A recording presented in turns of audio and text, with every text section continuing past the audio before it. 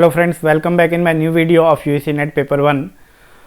Research aptitude की classes चल रही हैं हमारी। आज 5वां लेक्चर है। 5वें लेक्चर में हम लोग आज बहुत इंपॉर्टेंट टॉपिक को कवर करने वाले हैं। आइए देख लेते हैं कौन कौन से टॉपिक्स को हम लोग यहाँ पे कवर करेंगे। पॉजिटिविज्म एंड पोस्ट पॉजिटिविज्म बहुत इंपॉर्टेंट टॉपिक है, इससे एग्ज़ाम में कई बार क्वेश्चन आए हैं, तो इसको दोनों को ही हम कवर करेंगे। इसके बाद क्वांटिटेटिव डेटा, क्वालिटेटिव डेटा का कॉन्सेप्ट समझेंगे। Thereafter inductive versus deductive reasoning, quantitative research, qualitative research and hypothetico deductive method. शुरू करते हैं वन बाय वन। सबसे पहला जो हमारा टॉपिक है वो है पॉजिटिविज्म का। पॉजिटिविज्म क्या है? पॉजिटिविज्म एक थ्योरी को जानने का प्रोसीजर है, एक थ्योरी को एक ट्रू रियलिटी तक पहुंचने का तरीका है। कोई भी थ्योरी डेवलप होती है, साइंटिफिक थ्योरी हो या किसी अदर टाइप की थ्योरी हो, जितनी भी थ्योरीज डेवलप हुई है वो सारी थ्योरीज को डेवलप करने के लिए कुछ नेचुरल साइंस की इंक्वायरी करनी पड़ती है, कुछ साइंटिफिक मेथड को अप्लाई करना पड़ता है, तब जाके हम थ्योरी तक पहुंचते हैं। तो किसी थ्योरी को जानने का जो प्रोसेस है, जो मेथड है, वो कहलाता है पॉजिटिविज्म। किसी सच्चाई को जानने का मतलब हम बोलते हैं ना कि ज्ञान की प्राप्ति करना, ज्ञान की प्राप्ति को करने को कहते हैं positivism.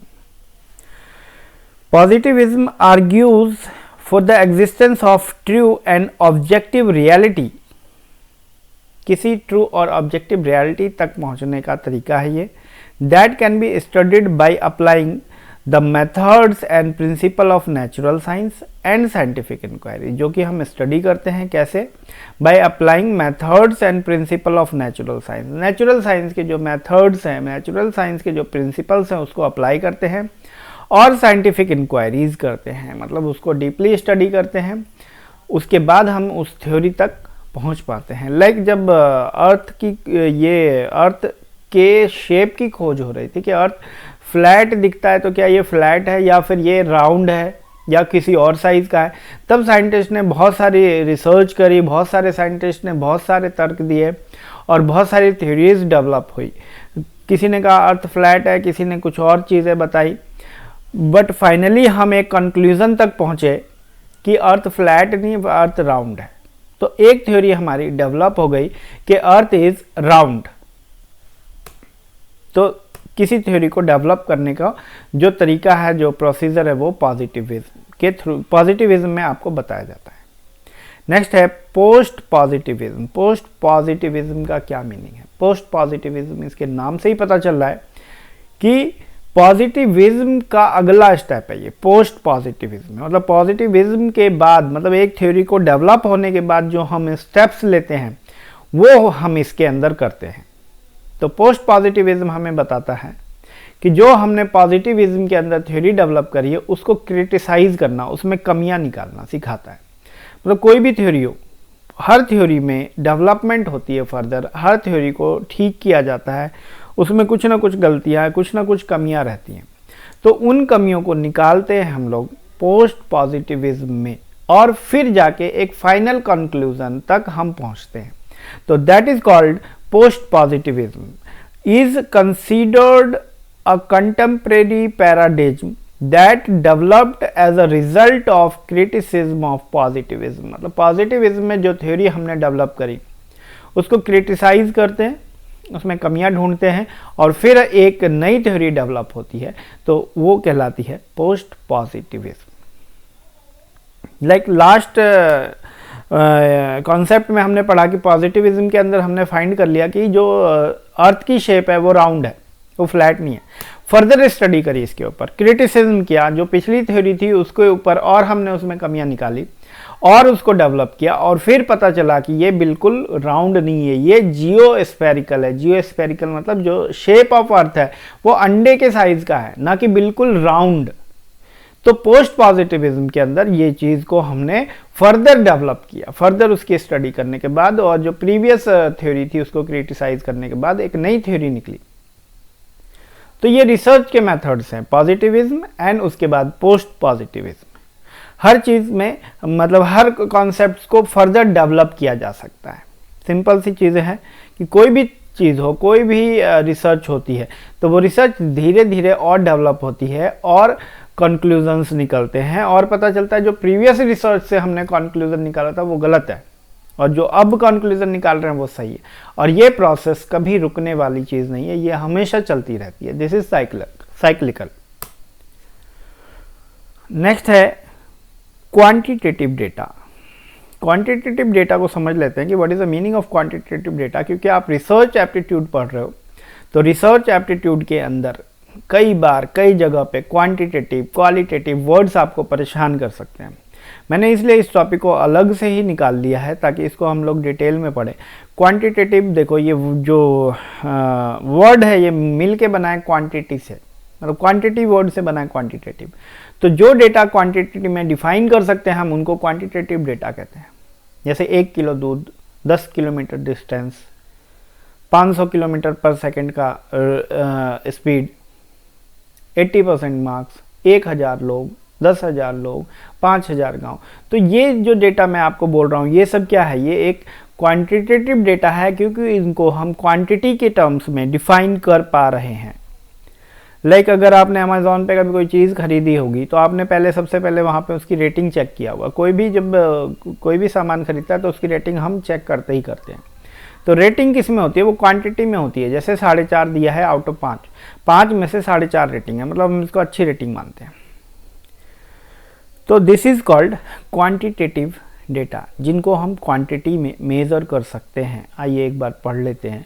To quantify a problem और एड्रेस व्हाट और how many aspects of research can either be counted और कंपेयर्ड इन न्यूमेरिक स्केल। ये न्यूमेरिक स्केल में काउंट किया जा सकता है या फिर इसको कंपेयर भी कर सकते हैं in numeric state. Next is qualitative data. देखो क्वांटिटेटिव डेटा हमने पढ़ लिया जिसको क्वांटिटी में मेजर किया जा सके। नाउ क्वालिटेटिव डेटा क्या है? क्वालिटेटिव डेटा बना ही है 2 वर्ड से, क्वालिटी वर्ड से मिलके बना है। तो क्वालिटी जो डेटा किसी चीज़ की क्वालिटी को बताए या जो डेटा किसी चीज़ के कैरेक्टर्स को बताए, ऐसे डेटा को हम क्वालिटेटिव डेटा कहते हैं। लाइक अगर आपने अमेज़ॉन पे ट्रेडिंग करी होगी तो आपने देखा, आप सिर्फ रेटिंग से नहीं जाते हो, आप उसकी फर्दर फीडबैक चेक करते हो। नीचे कस्टमर्स के रिव्यूज़ होते हैं, वो चेक करते हो कि कस्टमर्स ने कैसे रिव्यूज़ दिए हैं। उसके प्रोडक्ट की इमेजेस भी होती हैं, वहाँ पे शेयर किया होता है कई लोगों ने वीडियोस भी शेयर किए होते हैं। तो आप ज़रूर देखते हो ताकि आपको उसकी क्वालिटी कैरेक्टर के बारे में भी पता चल पाए। तो जो डेटा किसी चीज़ की क्वालिटी या किसी चीज़ के कैरेक्टर को भी बताए वो वैसा डेटा कहलाता है क्वालिटेटिव डेटा। तो डेटा डिस्क्राइब क्वालिटी और कैरेक्टरिस्टिक्स। जो डेटा क्वालिटी और कैरेक्टर को बताता है वही क्वालिटेटिव डेटा कहलाता है। It's difficult to precisely measure and analyse. ये बहुत डिफिकल्ट होता है, आप इसको एनालाइज नहीं कर सकते एक चीज़ में। मतलब मैं अगर अमेज़ॉन में अगर आपने कस्टमर रिव्यूज़ देखा है तो बहुत सारे रिव्यूज़ देखने के बाद आप प्रॉपर कंक्लूजन एक शब्द में नहीं कह सकते हो। हालांकि जबकि क्वांटिटेटिव डेटा को आप आसानी से एनालाइज कर सकते हो कि 4.5 आउट ऑफ 5, 80% मार्क्स, 10,000 लोग, वहाँ पे एनालिसिस आसान होता है। लेकिन यहाँ पे एनालाइज करना बहुत मुश्किल होता है क्योंकि डेटा जो होता है वो वर्ड्स की फॉर्म में होता है। तो डेटा में भी in form of words, not even in words but also ये डेटा इमेज की फॉर्म में भी हो सकता है और वीडियोज की फॉर्म में भी हो सकता है।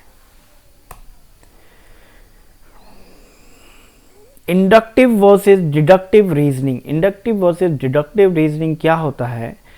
Aims to develop a theory. किसी भी थ्योरी को डेवलप करने के लिए इंडक्टिव थ्योरी का इस्तेमाल करते हैं। इंडक्टिव का क्या मतलब होता है मैं आपको समझाऊं। सीधी सी बात है, अगर कोई थ्योरी आप डेवलप करने जा रहे हो तो उस थ्योरी को डेवलप करने के लिए आप पहले एक रिसर्च करोगे किसी स्पेसिफिक चीज़ के ऊपर।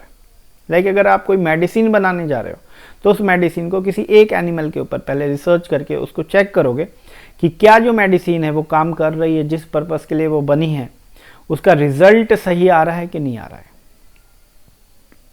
अगर आ रहा है तो फिर आप उसकी टेस्टिंग फर्दर करते हो बहुत सारे लोगों पे, तो उसके बाद आपको पता चलता है कि एक्चुअल में हमारी रिसर्च सक्सेसफुल है। तो सबसे पहला स्टेप क्या है कि पहले आप एक थ्योरी डेवलप करने के लिए किसी चीज़ के ऊपर रिसर्च करते हो। तो दैट इज कॉल्ड इंडक्टिव।